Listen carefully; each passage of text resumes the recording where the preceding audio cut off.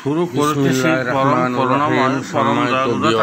আসসালামু আলাইকুম। সম্মানিত ভিউয়ার্স, যারা দেশ এবং দেশের বাইরের থেকে আমার এই মুহূর্তে ভিডিওটি দেখছেন অত্যাধিক তাদের উপাদান আছে মানবদেহের প্রাণ ঢালা অভিনন্দন এবং শুভেচ্ছা জানিয়ে শুরু করছি এখনকার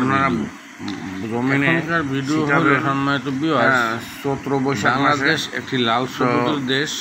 দেখেন কি সবুজ মানে ক্যান্সার অ্যান্টিবডি আছে, হয়তো অনেকেই জানেন না। আমি নাম হচ্ছে পাট শাক। আমি ডাক্তার না, তবে যখন বোনানো হয় মিটিংয়ে ছিলাম, ওখানে উনি বলছেন তখন যে পরিমাণে বেশি ছেলের ভিতরে ক্যান্সার অ্যান্টিবডি আছে।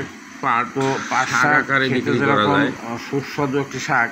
আর অন্যদিকে এই পাট রেখে দিলে বিক্রি করে আপনার মানে বড় হওয়া যায়। অন্যদিকে যেমন পাতা কিছু অংশ পাট করে খাওয়া যায়, এর ভিতরে বড় হওয়ার পরে ভিতরে পানিতে পচিয়ে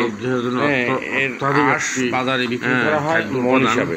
অন্যদিকে তো আপনার এই পাটের যে মানে বা টাইঙ্গা বলে বরিশালে, এই টাইঙ্গা বা যখন বাজারে বিক্রি করা হয়, যাদের পানের বড় আছে তারা পানের বড় লতা বাঁধে, যেটা মোটা টাইঙ্গা, সেটা দিয়ে তারপরে এবং মানে বাজারে বিক্রি করা হয়।